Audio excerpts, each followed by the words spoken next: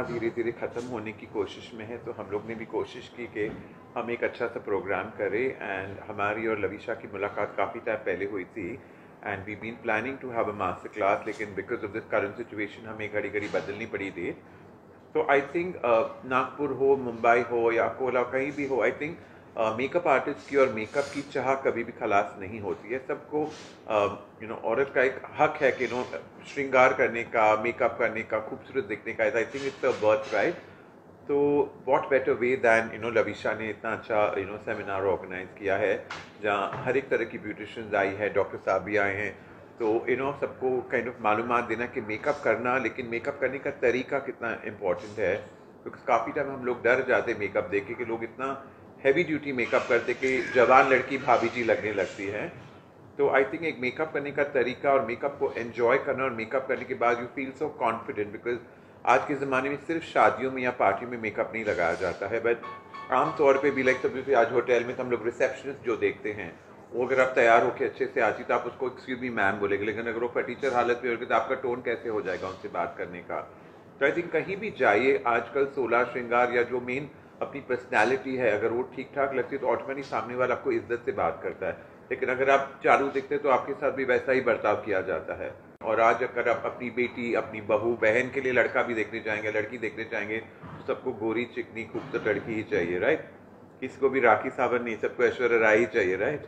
और किसी को अजय देवगन नहीं चाहिए, सबको ऋतिक रोशन चाहिए, वैसा है।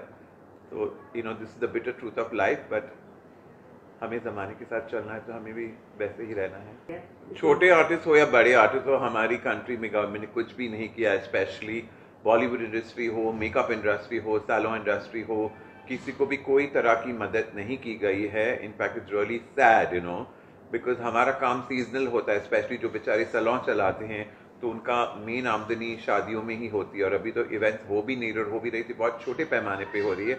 और प्लस सब लोग ने आई थिंक ठेका ले रखा है कोरोना का और कोविड का, कि उसके नाम से सब लोग डिस्काउंट मांगते ही रहते हैं, which I am sure Lavisha also be experiencing.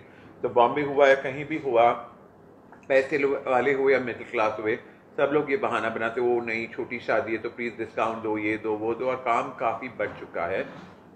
But unfortunately हमारी कंट्री में कुछ भी गवर्नमेंट ने नहीं किया। इनफैक्ट हम लोग सब मेकअप एसोसिएशन ने अपील भी की थी, सब बड़े बड़े मेकअप वीडियो बनाए थे, और एसोसिएशन प्राइम मिनिस्टर दिल्ली में भी नरेंद्र मोदी जी को भी अपील की थी। लेकिन अनफॉर्चुनेटली उन्होंने बोला कि अगर ये सेक्शन में देते तो हमको हर एक सेक्शन में हेल्प करनी पड़ेगी, and nothing has happened unfortunately. Definitely God willing अभी नागपुर है, रायपुर, इंदौर, भोपाल, आई थिंक ये सिर्फ शुरुआत है और हमने सिर्फ नींव रखी है।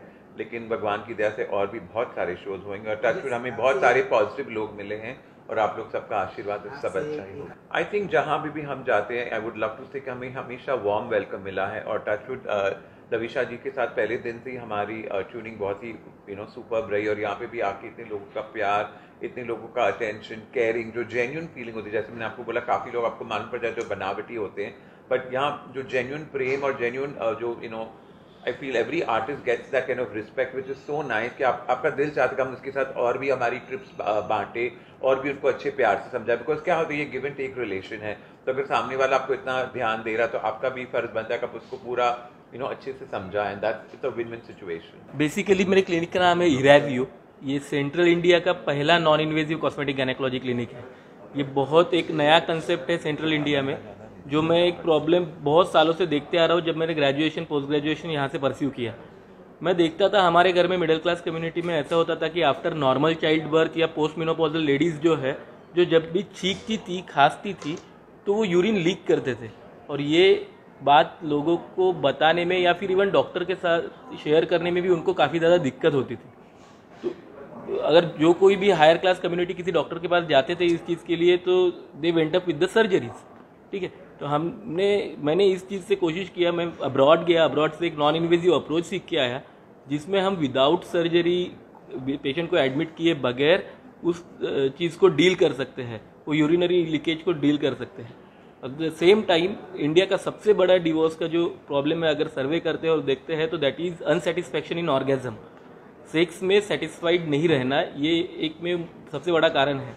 उसी को हमने थोड़ा सा करेक्ट करने का नॉन इन्वेजिव अप्रोच से सोचा है, जिसमें हम वजाइनल टाइटनिंग करते हैं फीमेल्स में। At the same time gents में जो प्रॉब्लम होता है इरेक्टाइल डिस्फंक्शन और प्रीमैच्योर इजैकुलेशन की, उसके लिए जो वाइग्रा सालों लोग खाते रहते थे, आज उसको डील करने के लिए हमने एक्स्ट्रा कॉर्पोरियल शॉकवेव थेरेपी यहाँ पे इन्वेंट की है।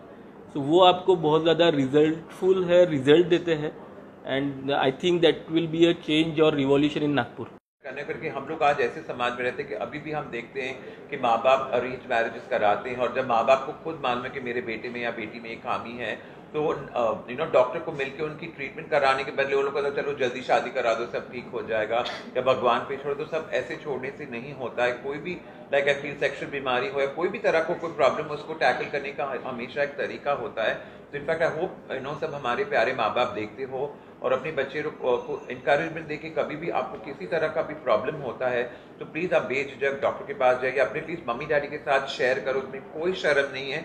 बिकॉज कोई भी परफेक्ट नहीं है, ना हम ना आप ना कोई भी, सब में कोई ना कोई भगवान ने खामियां रखी होती है, लेकिन सिर्फ हमको उसको टैकल करने का तरीका आना चाहिए। और उसमें अगर आप उसको सुधारा ला सकते हैं तो उसमें कोई प्रॉब्लम, बिकॉज हमने देखा शादी करने के बाद भी लोग IVR बेबी करते, टेस्ट ट्यूब बेबी करते। तो अगर पहले से लोग ने ये सब चीज़ का सिचुएशन हैंडल किया होता तो आगे जाके उनकी तकलीफ नहीं होती। तो आई फील प्लीज पेरेंट्स, सबके मम्मी डैडी को मेरा ये रिक्वेस्ट है कि बचपन से अपने बच्चों को बढ़ावा दीजिए, उनको अपने दोस्त बना लीजिए, ताकि वो भी आपके साथ कोई प्रॉब्लम शेयर करने में बेझिझक ना। नहीं तो फिर उनकी शादियाँ मंगनियाँ टूट जाती है, and that's a very sad situation, because उसको साइकोलॉजी भी ये चीज़ कभी कभी हर्ट करती है।